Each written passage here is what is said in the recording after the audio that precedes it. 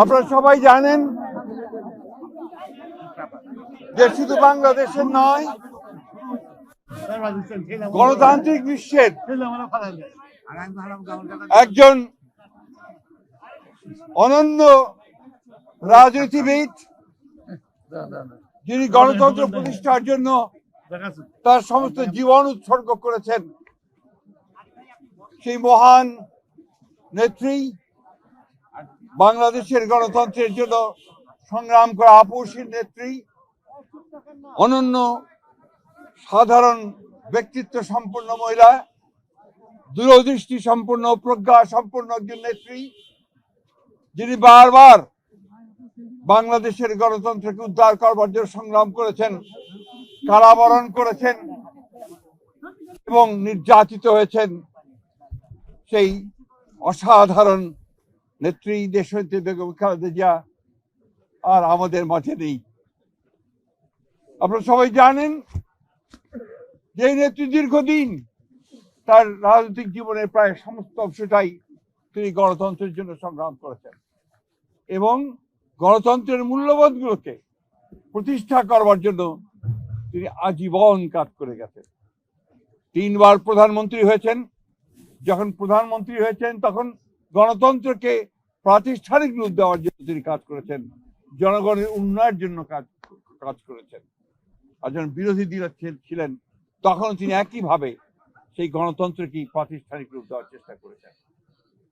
প্রিয় সাংবাদিক বন্ধুগণ, আজকে সেই নেত্রীর ইন্তেকালে বাংলাদেশের রাজনৈতিক ইতিহাসে এক অপূরণীয় ক্ষতি সাধিত হল এবং এই ক্ষতি পূরণ সহজে সম্ভব নয়। আজকে এমন একটা সময়ে তিনি চলে গেলেন যখন তাকে সবচেয়ে বেশি প্রয়োজন ছিল, যখন গণতন্ত্রের উত্তরণের জন্য আমরা একটা নির্বাচনের দিকে জাতি যাচ্ছে, যখন সমস্ত জাতি তৈরি হয়েছে নির্বাচন করে একটা গণতান্ত্রিক ব্যবস্থাকে প্রতিষ্ঠিত করবে, সেই সময় তিনি আমাদেরকে ছেড়ে চলে গেলেন। আমরা এই শোক, এই বেদনা আমাদের পক্ষে ধারণ করা খুব কঠিন। তারপরেও আমরা এই শোককে শক্তিতে রূপান্তরিত করতে চাই। আমরা দেশনেত্রীর নির্দেশিত যে পথ, সেই পথকে অনুসরণ করে বাংলাদেশের গণতন্ত্রকে আমরা একটা প্রাতিষ্ঠানিক রূপ দিতে চাই এবং সেই পথকে লক্ষ্য করে আমরা আগামী নির্বাচনে অত্যন্ত সুষ্ঠু অবাধ নির্বাচন অনুষ্ঠানের মধ্য দিয়ে বাংলাদেশে গণতন্ত্র প্রতিষ্ঠা করতে চাই। সেই নেত্রী আজকে অসংখ্য লক্ষ কোটি মানুষকে কাঁদিয়ে চলে গেছেন। আগামীকাল তার জানাজা অনুষ্ঠিত হবে, দাফন হবে। জানাজার জন্য আমরা স্থায়ী কমিটি সিদ্ধান্ত নিয়েছি যে আগামীকাল দুপুর 2টায় পার্লামেন্ট ভবনের দক্ষিণ প্লাজায় যে মাঠ এবং বাণিজ্য অ্যাভিনিউ, এই পুরো অংশ জুড়ে আমাদের নেত্রীর জানাজা অনুষ্ঠিত হবে। এই জানাজা পড়াবেন আমাদের জাতীয় মসজিদের খতিব অর্থাৎ বাইতুল মোকাররমের খতিব। আর এই জানাজায় যে সঞ্চালন করবেন, পুরো বিষয়টাকে যিনি সঞ্চালন করবেন, তিনি হচ্ছে আমাদের জাতীয় স্থায়ী কমিটির সদস্য জনাব নজরুল ইসলাম খান। এরপরে আমাদের স্বাধীনতার ঘোষক, বহুদলীয় গণতন্ত্রের প্রবর্তক, বাংলাদেশের আরেক কিংবদন্তির নেতা, যাকে রাখাল রাজা বলে এই দেশের মানুষ, তার মাজারে, তারই পাশে আমাদের এই মহান নেত্রীকে সমাধিস্থ করা হবে, দাফন করা হবে। আমরা সবাই অত্যন্ত শৃঙ্খলার সঙ্গে এই জানাজায় অংশগ্রহণ করব এবং যে শৃঙ্খলার মধ্যে কথা বলা হবে, আমি বাংলাদেশের সকল স্তরের মানুষের কাছে অনুরোধ জানাবো, আপনারা সেই শৃঙ্খলা মেনে অত্যন্ত সুশৃঙ্খলভাবে জানাজা পড়বেন এবং তারপরে তাকে দাফনের অংশগ্রহণ করবে, যাদের দায়িত্ব তারাই অংশগ্রহণ করবে।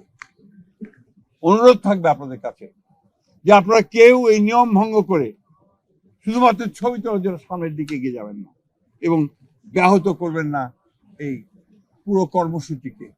আপনাদের আমরা বিশ্বাস করি দেশনেত্রীর প্রতি আপনাদের যে সম্মান, যে শ্রদ্ধা, সেটাকে অটুট রাখার জন্য আপনারা সেই শৃঙ্খলা রক্ষা করবেন এবং সর্বাত্মকভাবে সহযোগিতা করবেন এই জানাজা দাফন কার্য সুচারুরূপে সমাধান করতে। সব শেষে আবারও পরম করুণাময় আল্লাহ তাআলার কাছে এই দোয়া চাই যে আল্লাহ তাআলা তাকে যেন বেহেশত নসিব করেন।